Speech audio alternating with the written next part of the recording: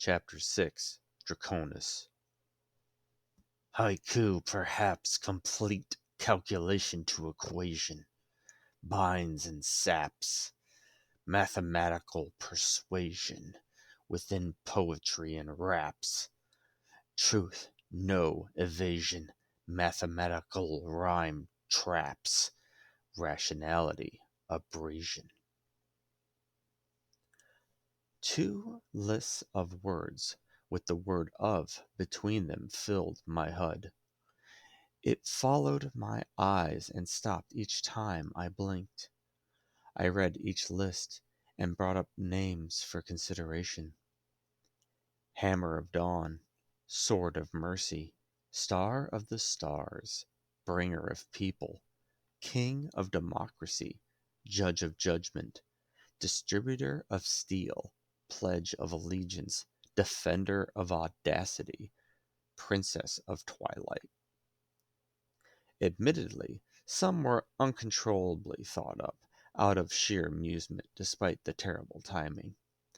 I'll claim the lame excuse of coping mechanism. However, the final decision came down to two choices: Emperor of Eternity or Lady of Liberty. I mused how this choice would dark mirror my intent, to do this all with my own strength, or seek a higher power for help, to rule Super Earth or restore it.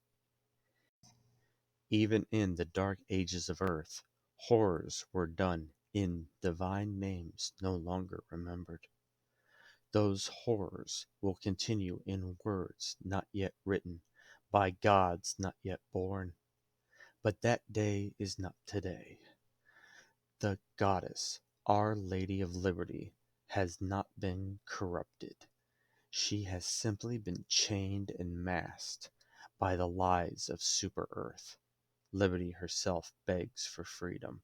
So I will cast this super destroyer in the name of Our Lady of Liberty. May she cast me in her name and find me not guilty of what I do in her name. I stumble out, body crackling with the destruction of thin ice across and within my body. Perhaps only a small margin of heat flux and component temperature gradient changed abruptly as I took the first two steps. Yet I felt every cell in my body complain about it. A numb phantom limb pain erupting into the agony of freezer burn. The thermal shock, not my only shock to experience. They left him to die. I long ago learned you can make all the right moves in a chess game and still lose, because you become trapped by your own possibilities. He wasn't alone. How many were left behind? I look up to see a bald woman wearing a shipmaster medal on her Federation uniform, a very small embroidering, Wong, patched on the suit. Congratulations on completing training, Helldiver. You're in charge of this vessel now. The Democracy officer awaits you on the bridge. Welcome to the Galactic War. She turns to walk away from me. My anger flares as I repeat the question and growl the words out of my mouth threateningly. How many were abandoned? She stops, not looking back, and says to me that the super colony started imploding into a black hole. We barely made it. She paused. An entire planet compressed into an infinitesimally small point? Well, that's what happens when you resist the will of managed democracy. She goes on about how every Helldiver lost is an unspeakable tragedy. But this mission had fewer unspeakable tragedies than average. My pain and rage silences her excuses out of my ears. She turns to face me again, saying that my comrades who didn't return will rest easy knowing that fact. She tells me that many sacrifices were made today, and we will never forget. The cold calculation was more than math. It was undeniable fact. This mission was a victory, no matter the cost. A constant in the equation of variable warfare. We're in this war for the species. It's simple numbers. They have more. Each Helldiver abandoned had just been worth untold trillions of enemies. And even with this victory, I now stand as a Helldiver, still against untold trillions, in a war requiring the cruelest and most bloody government decisions imaginable. I shake my head and try to walk past Shipmaster Wong, but she puts up a hand to stop me. Silently, she hands me a postal box that was hidden by her datapad, a thick rectangle the size of my forearm. I nod, take it, and walk to the bridge, where Democracy Officer Amade stands alone. His heavy super citizen Helldiver armor, scars, and eye patch tell a tale I'll never know. He opens his mouth to speak to me, but I walk past him, the stairs, and the hell pods with a purpose that has no intent to listen. There I stand before a 3-meter tall window between me and breathless vacuum. Downward I leer with loathing at the corruption living on the crust of my so-called homeworld. Pure perfection personified, says the propaganda. I needed to see the face of my true enemy, to see the peace purchased with blood and oil. I realized my hate for Super Earth isn't something that was created after nanites were injected. It was before the beginning of this journal. I whisper to myself, when you are resolved from the beginning, you will not be perplexed, though you will still receive the same soaking. After my determination has been reforged to a branding burn, I walk down the stairs back to the Democracy Officer. The crew was forced to initiate an emergency warp without your authorization in order to protect Super Earth's investment in this vessel. He indicates a holographic table displaying the known galaxy. Democracy Officer Amadi teaches me how I may assess the state of the war, showing that the conflict is across many sectors and that I must choose where to lend my aid. I activate my control on the display. Incoming message from Super Earth. Gravitational anomaly detected. The map replaces Meridia's life-colored marble into a sphere of starless space. Gravitational collapse confirmed. Operation Enduring Peace successful. The super colony has been destroyed. In its place, a beautiful black hole remains, drawing in every terminate spore within several billion kilometers. Interstellar spore levels have already sharply decreased in every system. The destruction of Meridia came not a moment too soon. While the terminids continue their rampant spread across the galaxy, without the accelerating effect of the super colony, containment is now once again possible.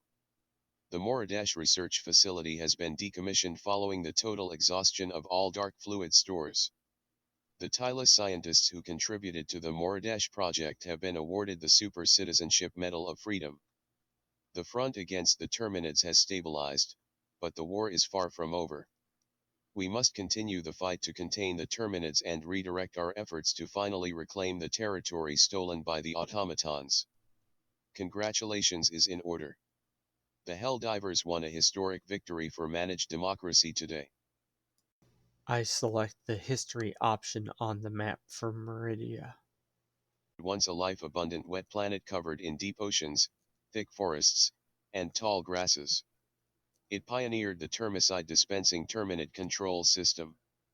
Unfortunately, due to entirely unforeseeable mutations from the termicide exposure, hyper-accelerated bug growth became uncontrollable on this planet, turning it into a super colony.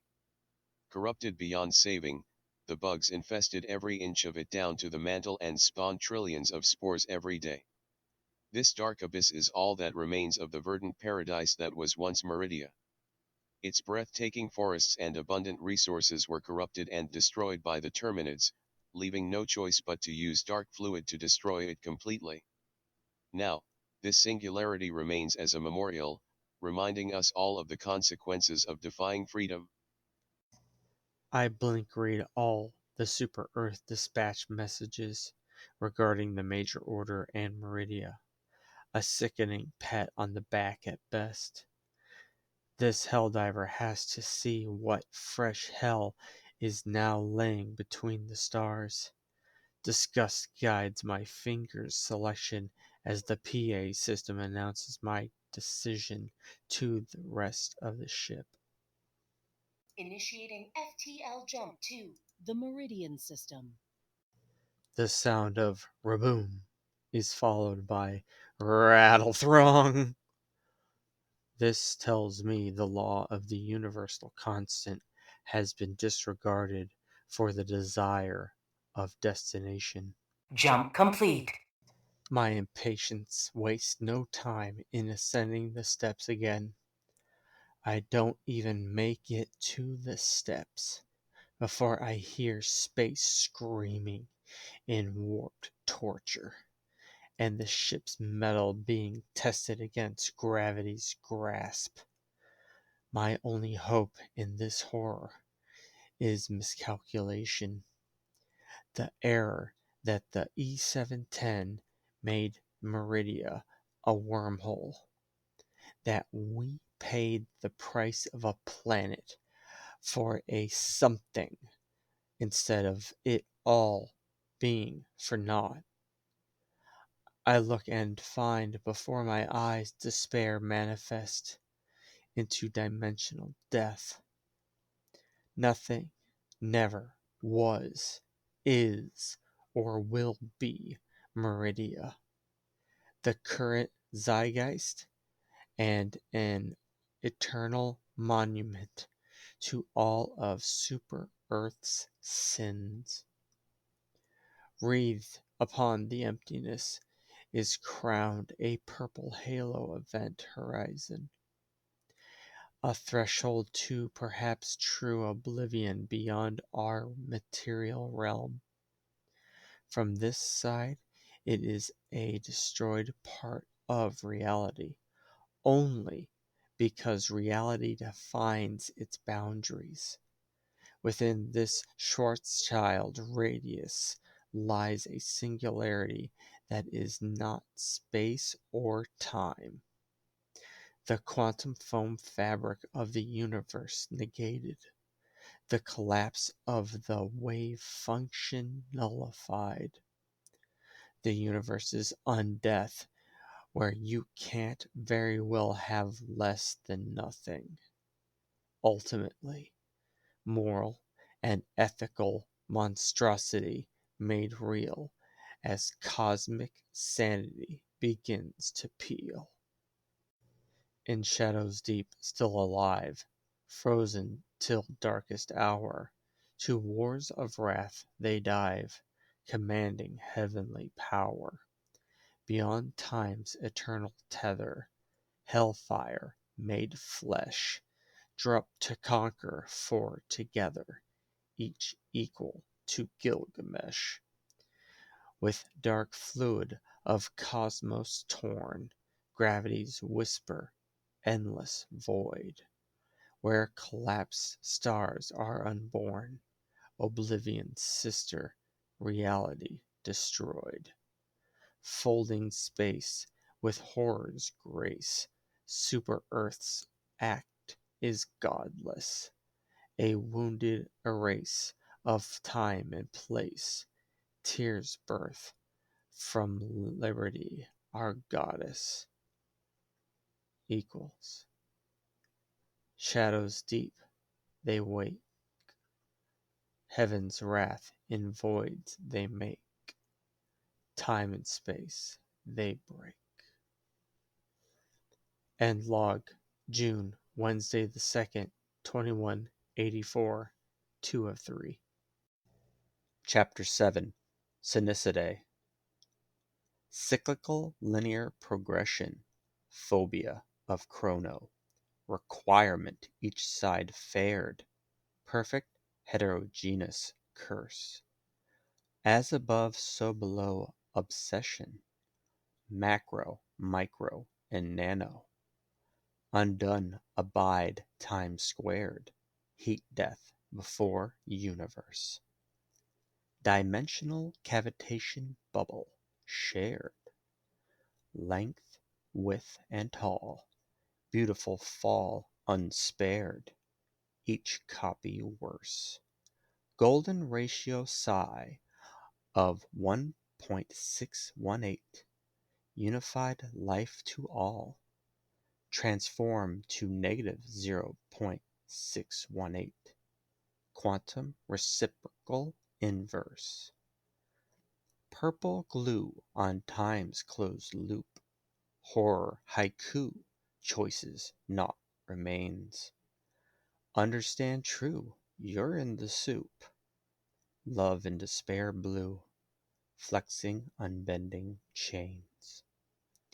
Past and future happening simultaneous. Constants and variables equal balance. Abandon hope in chaos spontaneous. Same sum and outcome. The rabbit hole of Alice equals. Transfinite spirals, unmoved by our shifting hands. An eternal sum. My eyes well, but I do not shed sanity or saline. Such water would blur my vision. I am not emotionally compromised. I look down at my postal box. It's one of the rented reusable types. I take off my standard armor gauntlet and let the box scan me. It adds a debt to my official credit line. I open it to find 2 items. The larger item is a prototype tranquilizer pistol with 1 shot already loaded. The smaller item is a protection case for a memory chip. I remove them and close the box, slightly wondering how the box got to me. My consciousness has finished unifying with my memories. I already know everything, including what to do next. I remove my AR-23 Liberator and put it back in the hallway armory. I take great-grandfather's P4 Senator off my leg holster and place it in my universal primary weapon belt holder. The prototype pistol goes in my leg holster. I walk back to the ship's master, Wong, hand her the empty box, and tell her to follow me to the democracy officer. Democracy officer Amadi looks confused as we approach. I say, the camera that connects me to the Helldivers on standby and the main Super Earth communication system. Turn them off. The shipmaster looks shocked, and the democracy officer is obviously about to rebuke my order when I show him my barcode tattoo. Clearance level, super secret from 2 ministries. I'm not going to issue the mission orders until I'm sure the 3 of us are the only loose end Super Earth has to silence if this goes sideways. Terror reflects in the eyes of my 2-person audience momentarily. Democracy officer Amadi takes his data pad off his belt, and scans me. Did I see relief in his face? He faces the shipmaster and nods. They set to work while I set my datapad to download the contents of my data chip from Angel's Venture. Terabytes of data on a coin-sized square chip flow into my screen via a loading bar. Over 2 minutes pass before I delete the data chip and pocket it. I then remove the postal chip from its protective plastic and insert it into my datapad. Data chip connected. AI program found. Activate old gold. Y/N. I activated him. Old gold was supposed to be outdated more than 50 years ago by AI standards. No true three-dimensional hologram was possible, and his program wasn't sleek enough to run on anything smaller than a datapad. He stood in the screen as a kind of kinogram dynamic hologram, the type on playing cards. He was shirtless, had a muscular wrestler's body, goatee, gold skin, a cape of gold floating swords, black leather pants, black eyes, and fingernails. Well, look at you! All grown up, eh, kiddo? Sorry about your sis. Your new brother sent me to you, and your pa got hell frozen over after he found out. Should still think you're missing, soon dead. Hello, Gold. Thank you. I need the supply line coordinates and the authorization mandate about the terminates. I feel slightly impressed. The files were hidden in KitScript, hex code, and C++. All outdated lingos the new holo generation don't get with their defaulted program. The encryption rotation code was the name you and your grandpappy share. Seems like all four of you were in on this. Thanks, Gold. And yes, they were. You're not following on that fourth part. They said there might be some memory loss, not a slowing down. Reread where the authorization mandate actually came from. I find the code within the code, and no, nobody except Gold would have found this. I speak in realization. Even Super Earth would have never allowed this. In fact, this changes everything. Still, I'm glad to see you taking care of his auto revolver. You were once his also. I intend to take good care of you as well. I ain't obsolete yet, and if I'm going to go, I ain't going alone. I intend to close the circle, same as you. Now I'm loaded to the pad. My chip's blank, so I'll write the authorization for the map on it. We'll jump right up there, drainage pipe, and give 'em an old-fashioned Constitution rifle colonoscopy. I follow Gold's instructions. The shipmaster, Wong, returns. I ask her, "It's done?" She replies. I've done the calculations myself. Shortly after, Democracy Officer Amadi reports communications are out. The bridge is yours, Helldiver. Take us to the fight. I nod and insert Old Gold's former chip into the galactic war table. The warpways, or some call them supply lines, change. Before, planets under Super Earth's control that could lead you to a planet in conflict were the only viable jump points. Now, all planets were more or less available. I look to the other two and point out our route. We're going around and attacking from behind. I plot our pathway and have the table read the course. From Shaluz to Chelt, Imber, Claoral, Klaza, Yed Prior, Blistica, Zanian Prime, Zosma. Then we use this old warpway to bypass Murga 4, straight to the automaton homeworld of Cyberstan. We'll need the particle deflectors at full power. You drop me on Cyberstan, get out, and mark me as killed in action on some other planet. I'll have to leave this data chip with you for your return to safe space. Delete and destroy it. None of this ever happened. They look incredulous at me. Then I state, the mission? is to kill the leader of the automatons, Joel. Incredible shock electrify his eyes. I want you out of the sky before I even land. Stealth is my primary weapon. Questions, thoughts, or comments? When the undemocratic din of our enemies has at last been silenced, we shall finally perceive the unsullied peal of democracy, reverberating evermore. Do you believe in destiny, Amadi? Because destiny is not knowing what the future holds. It's knowing how to hold the future. I seal my helmet. His reply goes over my speaker. The fate of all humanity's children are in your hands. Do not let them fall. I nod and think me and Amadi both see the poetry of war. I go to the hallway armory and change into the heaviest and most reinforced armor available. The shipmaster follows me and states due to the distance and changes in direction required, we will be forced to make 5 separate FTL jumps. I nod to her and pull out a set of B-27 fortified commando armor and helmet with extra padding. Anything under a tank killer won't even make me flinch. I then attach the cape of Fallen Heroes Vengeance, issued to all Helldivers, active or other, on Malevolent Creek Memorial Day, April 3rd, 2184, and a Vitality Booster belt, a limited and thin energy shield based on our ship's particle deflectors that negate 20% of incoming momentum, force, and impact.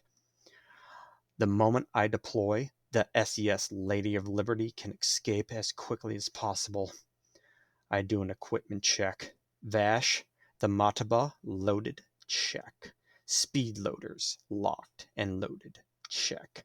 4 stun grenades, check. Prototype pistol loaded with 1 shot, check. Survival knife blade wrapped with my handkerchief in my boot, check. Super credit chip, check. And datapad with old gold, check. Water in the canteen and ration packs, check. I walk back to the bridge and engage my course. Alcubierre drive calibration complete. Initiating FTL jump to the Cyberstand system.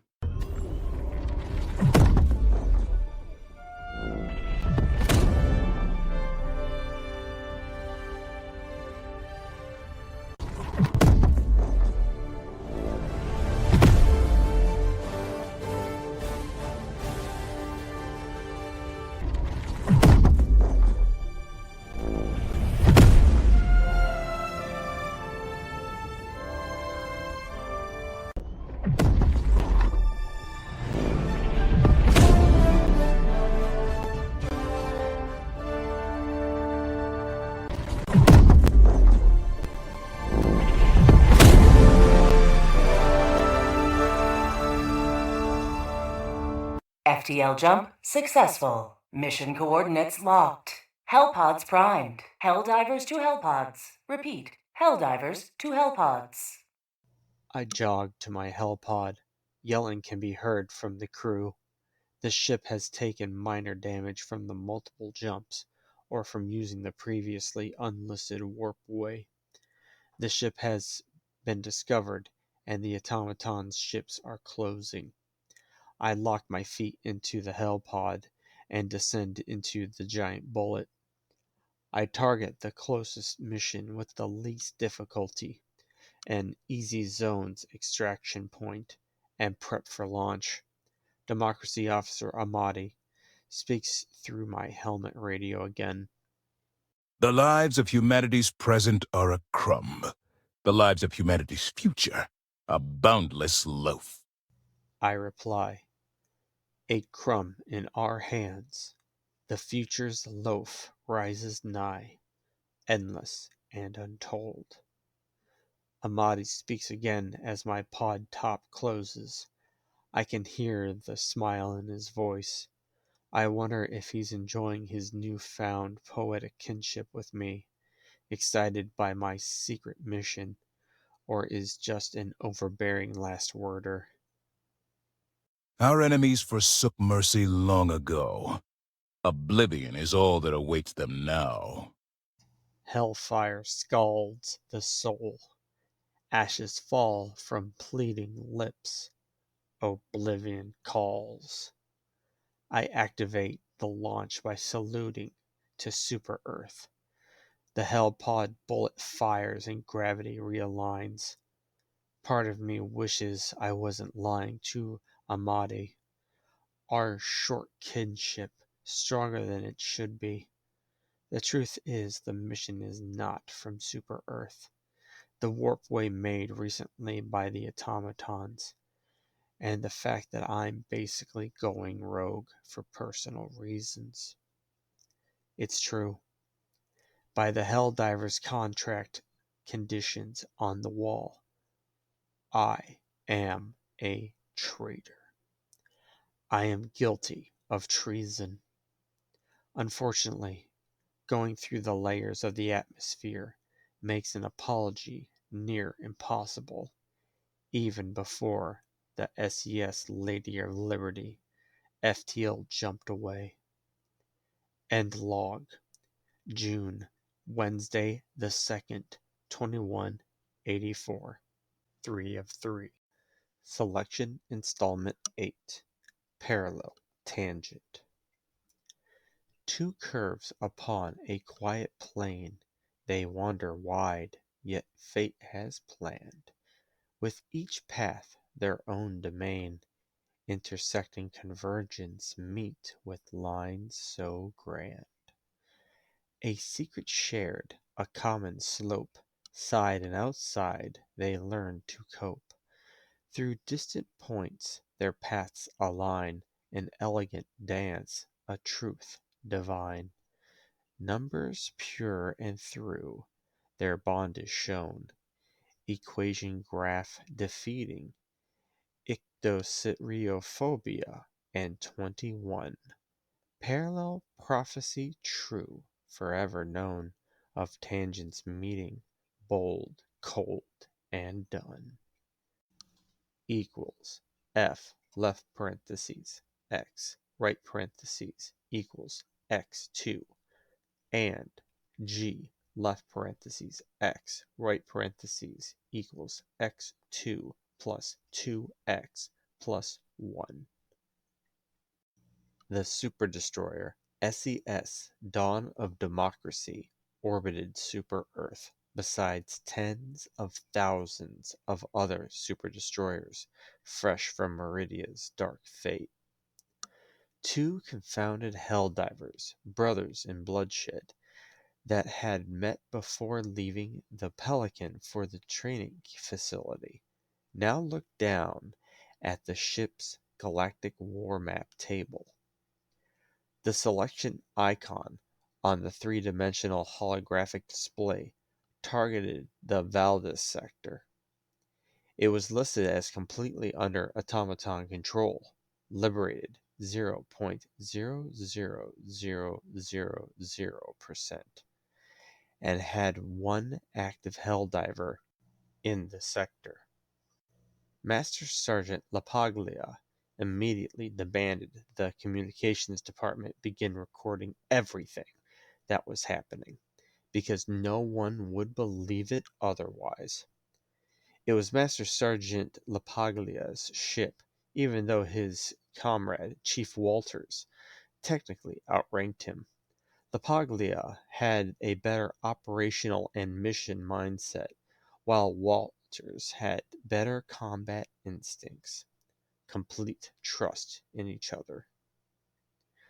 Chief Walters only outranked the Master Sergeant by one rank because he had been thawed out 2 weeks prior to his brother, and had been running side objectives solo on easy missions.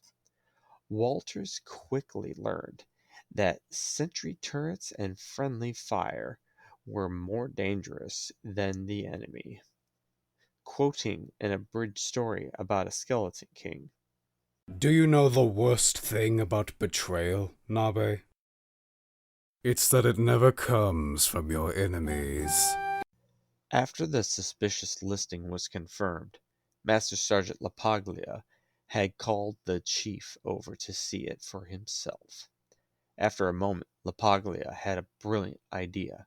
Chief Walters had destroyed more than a dozen active illegal broadcast towers, but had noticed they were all still networked on their own isolated system. If one of those towers were anywhere on the Helldivers' half of the planet, he could ping the Helldivers' helmet radio, maybe even his camera. The network was set to broadcast only, so it wouldn't carry a message to the Helldiver. Still, something was better than nothing in this mystery.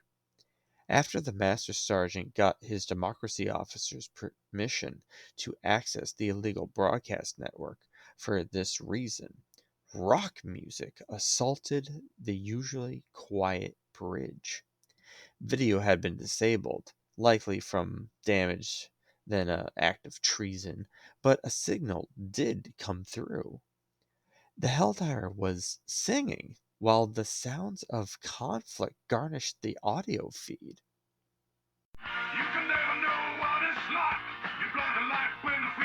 Chief Walters spoke. Should we rescue him? Master Sergeant LaPaglia put out his hand in a body motion, translating to halt. The chief looked at the hand, then back to his brother's helmet. The Master Sergeant spoke in a deep respect. No. Let him cook. They waited a moment longer, listening to a legend in the making. You know, I'm still standing down my ear, looking up the town, healing up and down again. Walters nodded to the beat. I'll admit he's a pretty good singer. LaPaglia sighed and nodded agreement. True.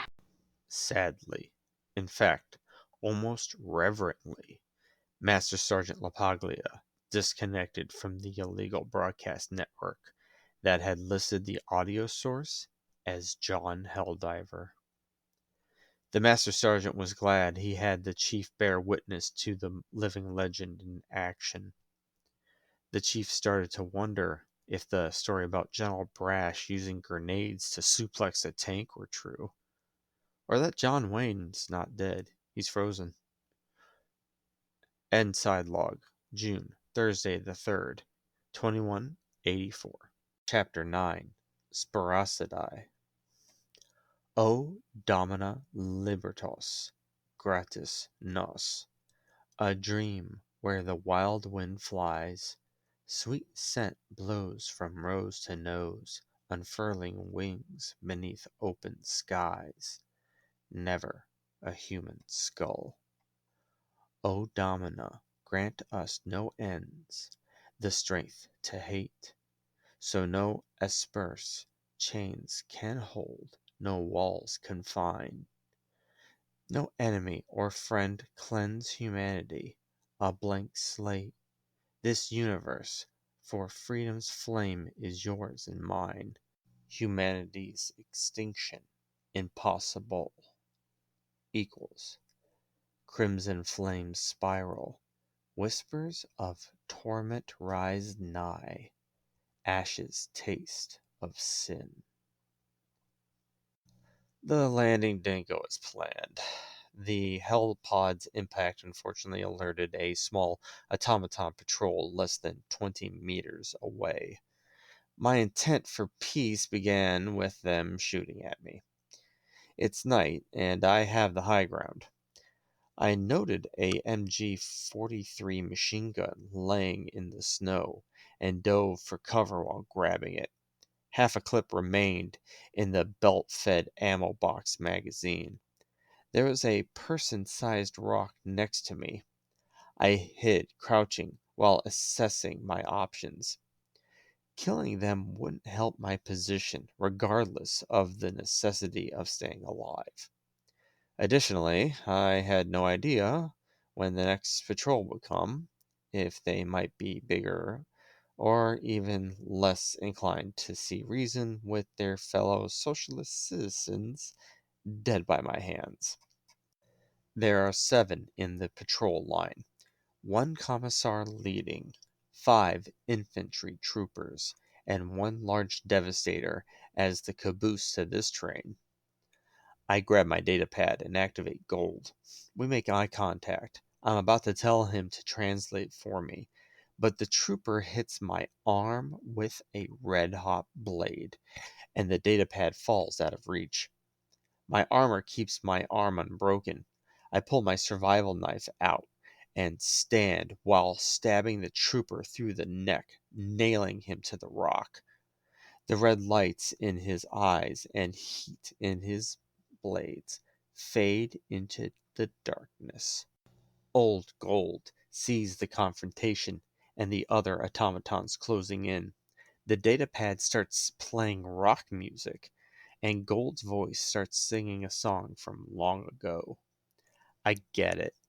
He's providing audio camouflage in this darkness, where the red eyes give away my opponent's position. I waste no time. The next one levels a laser at me. I sidestep its aim, grab the trooper by his confused shoulder, and punch its head off with my right fist. I start to realize how much stronger I've become. I barely see 2 other troopers behind it, one jumping toward me, blade hot for my face. I elbow block just under the blade of the cauterizing cutter. My right arm redirects the momentum to the side, and I leverage the momentum to counterattack with my left fist. The 3rd trooper's neck disconnects as its body falls. As I turn with the punch, I discover the Devastator has flanked me from behind with a trooper following. With an uninhibited speed, I take the MG-43 off my back and burst fire 3 rounds into the Devastator's right forearm blaster. I continue my casual attitude by swatting the Commissar behind me out of mid-air. 1 trooper went around the rock to flank me from a 3rd side. I start to wonder why they keep jumping at me as I put 2 medium armor penetrating bullets into its chest. In this slow motion combat world I've entered, I see the trooper's eyes dim before its waist falls on my right shoulder.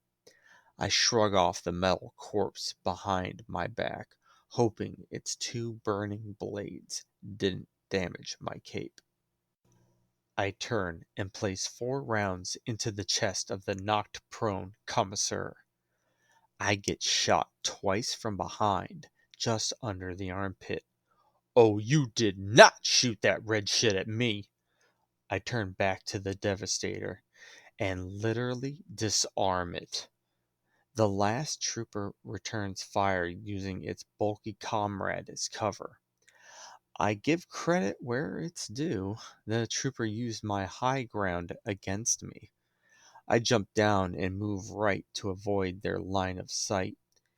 2 8mm rounds penetrate the trooper's metal cranium at 820 meters per second. Or is it worded 760 rounds per minute?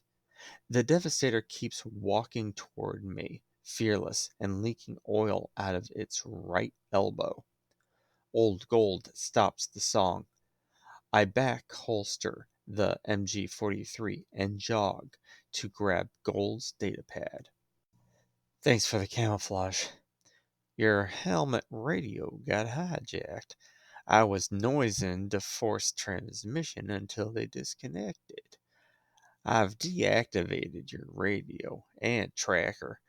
That won't happen again. 2 for 1 then, or 3 if that's your favorite song.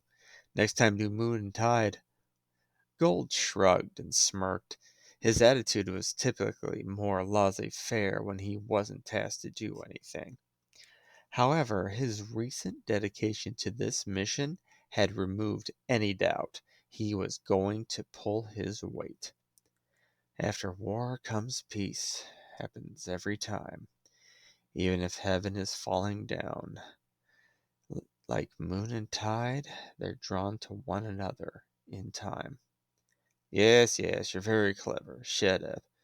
Now, I trust you left one alive and need translation. I think I might have held in a chuckle. Let it know we have an appointment. Gold then spoke binary to the Devastator. End log, June, Thursday the 3rd, 2184. Section Installment 10. Covert Convert. We are ceasing hostilities. We have come on behest of Joel and are expected. Take me to your leader.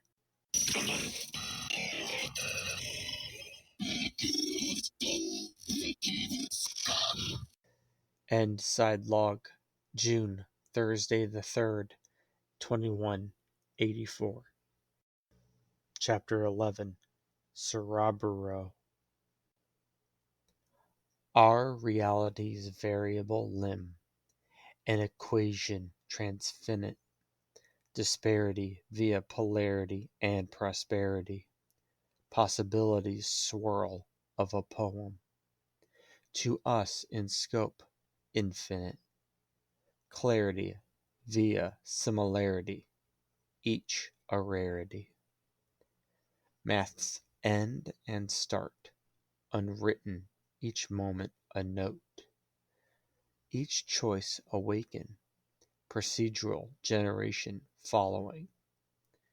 All haiku at heart, singing numbers in throat.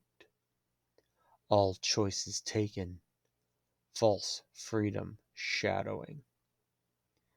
Realms, rhythm holds forever firm, spiraling, power top thin and large ton. Dimensions align and allied to term, spiraling power within until only one. Trapped by remains, after death comes youth. Transfinite poem equation equals haiku. Endless in pains, with endless agony truth. Transfinite choices dissuasion, all made by you. Equals. Endless cycle turns. Clock hands tracing yesterday. Tomorrow returns. There are rumors of giant squid-like ships seen in the bug sectors, of four-legged fabricator tanks the size of a light automaton base, flying bugs whose existence Super-Earth blatantly denies. Usually every story has some particle of truth in it. That particle just ends up inside a synchrotron or cyclotron accelerator. I feel that moment happening to me right now. The Devastator removed its chest armor and fitted it over my armor. Old Gold translated that I needed to use the commissar's flare gun to summon a transport. The Devastator's armor has connectors for attaching to the drop ship. I take a well-earned sleep during the trip. I lose track of time, and honestly, at this point, it doesn't matter what time it is. I wake up to falling a few feet into the snow. The trip must have been a few hours. I feel rested enough to be functional. I get up unharmed and follow a small procession to a command bunker at the top of the fortress. They stop me at the door. Gold translates how they want me disarmed. First things first, I remove the Devastator's armor. Then I give them my stun grenades and survival knife. I then take out the P4 Senator Mataba auto revolver. I remove the bullets from the cylinder and tell them via translation to give this pistol to Joel. The commissar's faceless head turns diagonally to express confusion. It'll make sense when he gets it. They point to the prototype P.A.L.G.E.N stim pistol in my leg holster. I unlock the cylinder to show only one needle in the tranquilizer chamber. I'm keeping this. It's a medical gun. The tranquilizer is loaded with deadly neurotoxin. I won't allow you to steal my brain. If I think you intend to do so, I'll poison myself. This seems to spark controversy among the automatons. Gold tells me they are seeing if Joel will allow me to before him with that stim pistol. After about a minute, I'm granted an audience with arguably one of, if not the most powerful being in the galaxy. I'm surprised I'm not restrained. I walk up to a clear round aquarium with tubes feeding liquids in the top and tubes taking liquids out through the bottom. Vash is next to the display. Inside the aquarium lines a gray brain. Macabre decorations of wires and processor chips are integrated into the thinking flesh loaf. I decide to take the initiative by confidently stating my titles and accomplishments along with my name during this introduction. It could be an effective way of establishing dominance. I read that in a digital comic book once.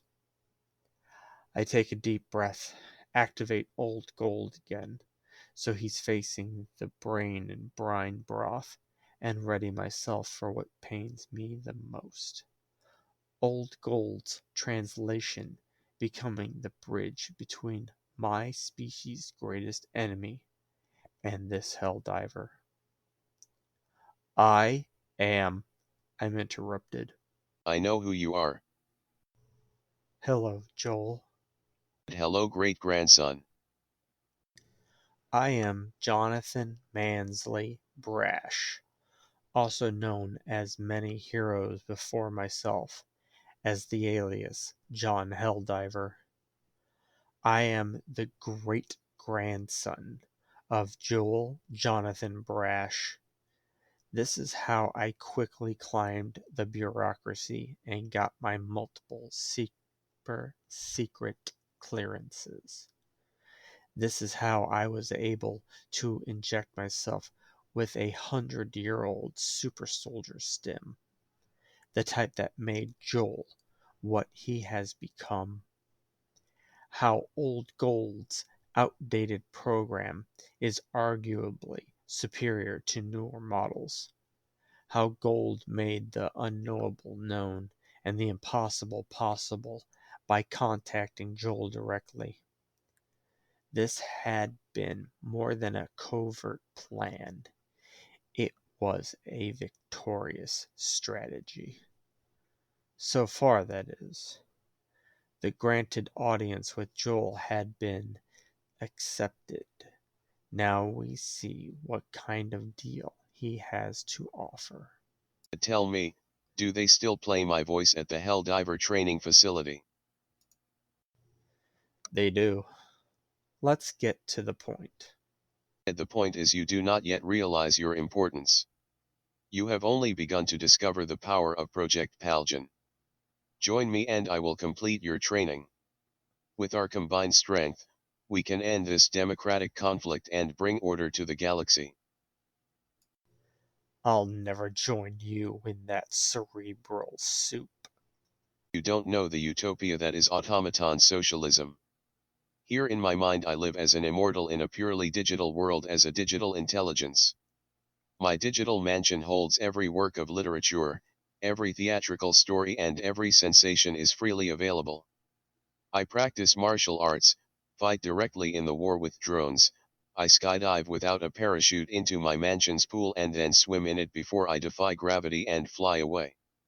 I've written my own sword and sorcery novel about a sword and shield hero with 3 attackers and a cleric that is also the cook. But the cleric's condition of joining the party is that they will only eat and drink his cooking. Their quest is to kill a vampire. It ends with the party defeated but not dead. Then the cleric begs the vampire to turn him first. The vampire bites the cleric and everything above the shoulders of the vampire is destroyed. The cleric then admits that he's been having the group drink nothing but holy water for months. I eat deep-fried bald eagle for breakfast, a panda burger for lunch and manatee steak for dinner. There is no resource conflict. Our entire population can provide their minds as processing power against any question, problem, or project. Greed, envy, in fact almost all selfishness is pointless. We have eliminated ignorance, hunger, poverty, disease, almost all crimes and government, and many more horrors of the human condition. I'm not ready to give up on the real world just yet. I know the automatons are not the unified force Super Earth believes. Some of your own combatants are adhering to a chaos code, convincing them there is no possibility of peace, and acts of torture are acceptable. There will always be room to grow, and that taboo you bring up wasn't done due to an error in our socialist system. It was done by an individual exploiting an error in our system. Every single citizen connected to our network knows of that atrocity. Lying is impossible when your own memories are accessible. Crime against other automatons is programmed to be impossible or at least unallowable by the possible victim. However, we are at war and a trooper found a loophole in our programming regarding the treatment of captured soldiers. Just tell me your proposition already. I want you to do what Helldivers do. You will be given a super destroyer filled with automatons and missions to eliminate rogue automatons or rogue networks. Because you programmed out the ability to harm your own kind, regardless if they are breaking your laws. Not quite. Exploiting, manipulating, or abusing our laws is exceptionally difficult. The only way not to get caught or punished is to never reconnect to our network, so we can't simply turn off their perceptual input. It would lock them inside their brain. Think of it as solitary confinement via sensory deprivation. We can hold them until we create a plan for rehabilitation. You could also think of it as bad public relations. Us killing our own devolves us to being human. I'll agree to do this on one condition. State it. You will release a human hostage you're holding. Your terms are acceptable. Name the human. Joel Jonathan Brash. I quick-draw my prototype pistol tranquilizer gun and fire into one of the clear rubber-like polymer feeding tubes. The automatons move to attack me, but Joel binaries them to stop. Johnny, that dart won't penetrate anything and I'm not a hostage. However, you are the one who is responsible for the farms releasing the Terminids. You're the one who started the war. Old Gold showed me the automaton code within your clearance executing it. I admit it. I started the Second Galactic War. Super Earth has to be put to a point where they will accept that war isn't a survivable option. You can't stop a zealot, that only makes them more zealotic. You have to force them to accept change. I accepted it. That's why I'm now a member of humanity's next step in evolution. From my point of view, you have Stockholm Syndrome. A small black liquid had eaten through the clear tube. It flows into and with the aquarium current. I continue. Psychological manipulation, pragmatic disillusionment, the impact of isolation, and the rewards of your digital wealth are bad enough without me seeing them literally brainwash your brain. I have already converted to a digital intelligence years ago. This brain is little more than a reference point. A copy of you isn't the real you. I'm setting you free, even if it makes this a suicide mission. Ah, I see what you've done. Very clever. The needle wouldn't penetrate, but the contents eat through the tubing. I forgive you, Johnny. The automatons will honor our deal. In fact, when you are ready they will let you replace me. I'll patiently wait for that day on the other side. Time will prove to you my truth will become reality. My great-grandfather was spaghettified by the dark fluid before he knew it. Both the brain and the aquarium were pulled into the micro-black hole before the singularity stabilized and collapsed. His copy lives on in their computer databank. It has the common sense not to try to engage in discourse with me. Old Gold asks me what we are going to do now. I tell him our plan hasn't changed. First, we need to alter Joel's terminated cage codes to look like Super Earth did start the war instead of General Bot Brash. Gold looks at me dubiously. "You don't find any of this hypocritical?"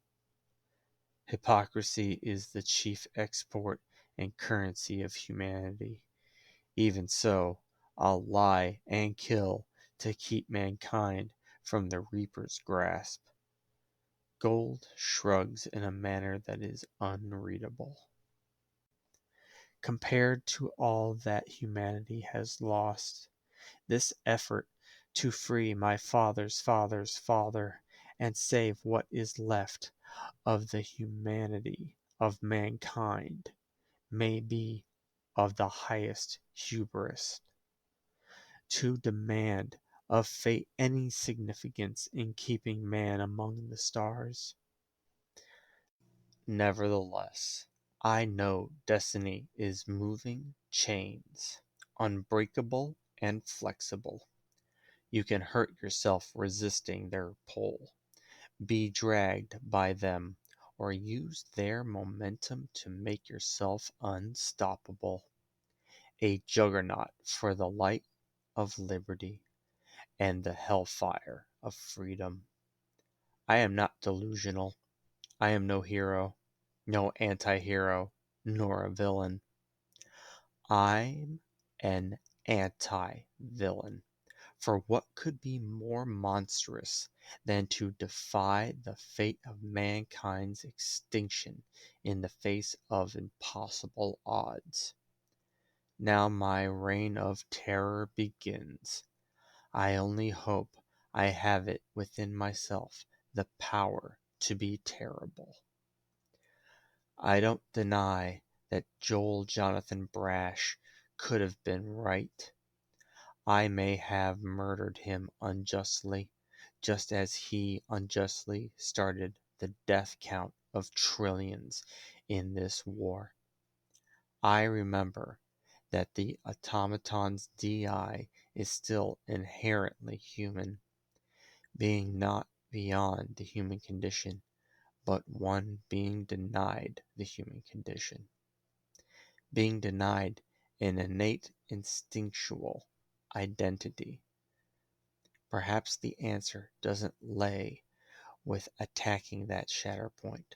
Perhaps it lays in solving the agony that prevents inner peace for the automaton's immortality. Granting all humanity that kind of immortality in the face of death might just be the path to peace. My first step must be to get translation software installed into Helldiver helmets. Once communication is possible, the truth will become an eventuality. Make no mistake, I loved my great-grandfather, and I had to see him both freed and pay for his crimes. Judge me as you see fit, reader, because in truth, there is nothing anyone can do to change the future I intend to bring. After all, I have embraced the unstoppable destiny of John Helldiver. End log, June, Friday the 4th, 2184.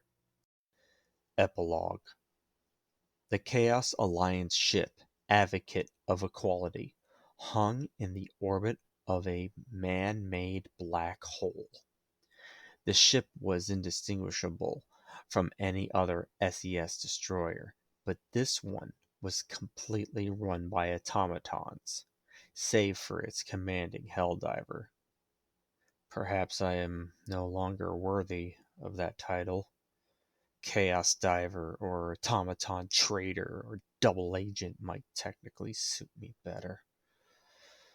I sit here with one mouthful left in my glass of Long Island Liberty, gazing too long into an abyss called Meridia. If the abyss has been gazing into me, corrupting me with its vast, unknowable emptiness, or the echo of the great evil that created it, I don't notice a difference.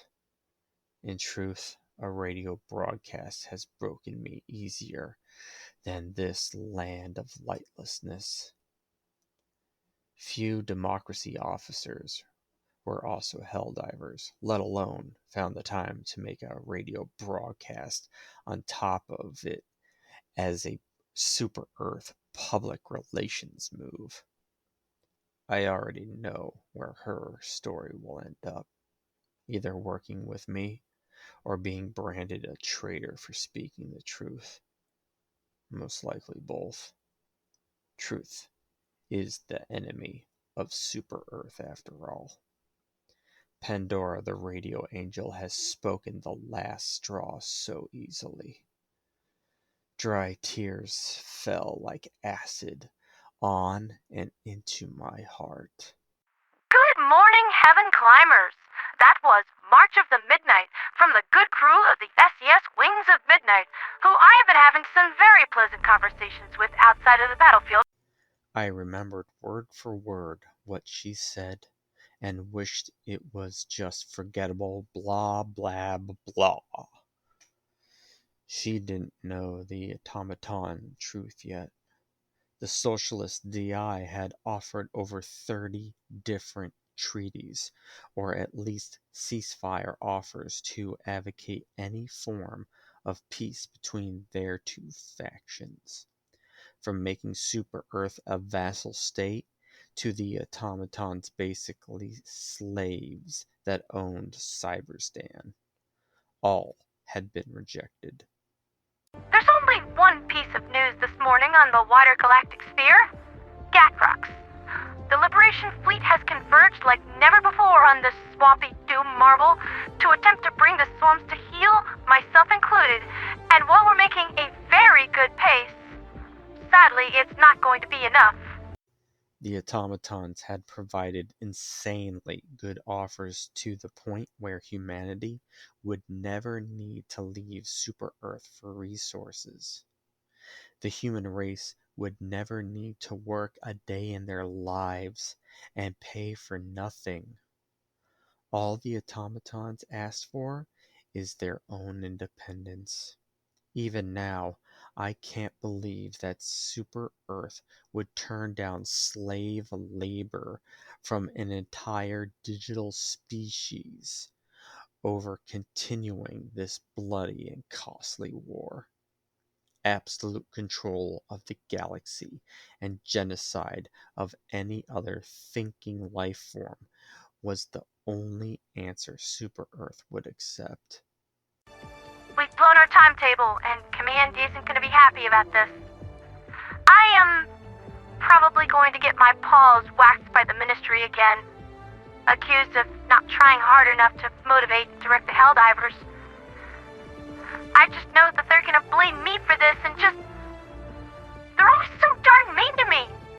Humanity sitting in a lifetime lap of luxury, and when it was too old, it could choose to embrace 50 years or more of extended lifespan, of being a brain in brine water, enjoying the most succulent and wonderful retirement that had ever been given to my evolved primate gene code. I've told the truth to every chaos diver willing to listen rather than shoot me to no avail. As empty a result as Meridia's soul. I had been saving this alcoholic drink for a special occasion, some type of victory. This occasion didn't qualify, but it was different enough to pop the cork. Tyranny Park was a bad idea from the beginning. Terminids have always demonstrated a certain unpredictability when we tried to contain them and put them in a box. And I think this whole fiasco is going to give us a seriously bad day very soon. I think my father's father's father welcomed his judgment and his end. Welcomed an end to his guilt, to not being forced to know the death toll he proclaimed was necessary for peace.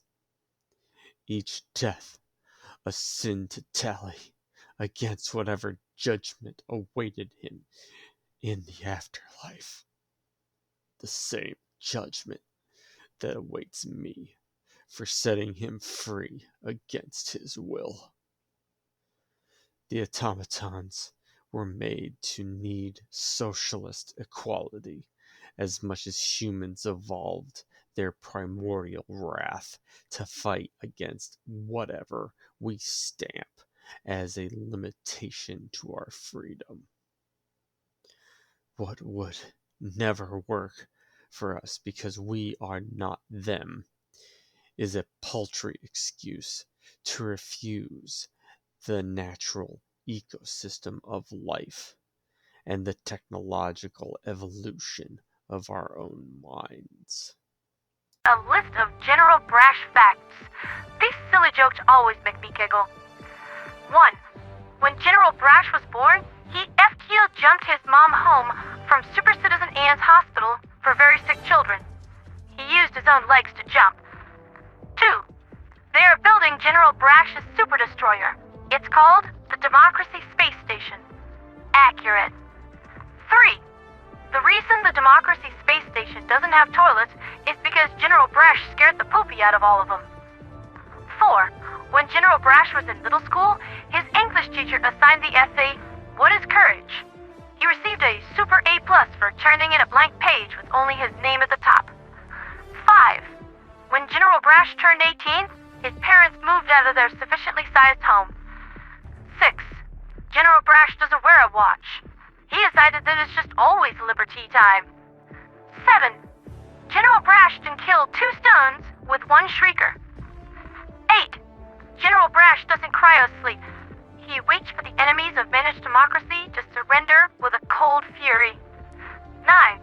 General Brash does fill out voting ballots, but he never submits. 10. General Brash once ate a stratagem and pooped it out as a hell bomb. And bonus number 11. General Brash once had a heart attack. His heart lost and is now a liberated zone. Oh, and there's one other thing here. A Tondera the Radio Angel fun fact. My coffee mug is a SPET 380mm shell, and it's full of stems instead of coffee. I'm not denying anything.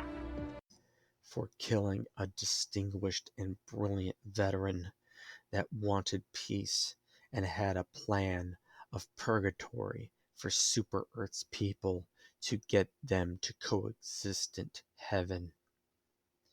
There is no question that his execution was warranted. I only wonder if having him help me rebuild any form of peace was worth the risk of letting him live. With so many dead, I don't know what's right or wrong anymore. I don't know what to do, and I won't accept Super Earth's answer to fight until only one species is not extinct. Love is a complicated emotion. So is the loss of that loved one. Looking back, Joel's chess game was aiming for a stalemate. To just wait until there were no more bullets left to fire. Surrender is worse than defeat, but I think it's time to go talk to that digital intelligence copy of my great-grandfather. Because my unwillingness for acceptance mirrors the type of thought I'm fighting against. I know I have failed. I know I am not without sin. I just hope that it's not too late to achieve salvation because of my sins. End log, November, Friday the 3rd, 2184. Eldridge, Titan, Aesir, Angels, Nephilim, Devils, and Demon. Light-sparked life fades with age. Clock ticks loud in silent void. Fleeting action on crumbling stage. Each second chipped shard. Time destroyed. Kings to checkmate. Masters of none. Chase sun. Trembling legs and hands. Carved dreamed castles in shifting sands. Echo descendants yelling, dying, void of breath. Hope given vassals, the maw of death. Dragon to Hydra, mirror to obsidian. Titanium flame at war till rust. Indifferent witnesses, pointless plight. Stars burned black, pierce of night. Godless gaze shows us less than dust. Choice unchanged fate, naught's paradox undone. Burning trespass, domain of divine seers. Ephemeral whispers of tearing tears. Heartless bypass, uncaring gears. Prayer pyre, time dilation years. What despair truly fears. Death rattle decibels, swallow even oblivion. Equals. Feeling sparks decay. Dreams in shifting sands dissolve. Void swallows the light. Equals. Limb, left parentheses S, left parentheses T, right parentheses plus D, left parentheses T, right parentheses equals 0.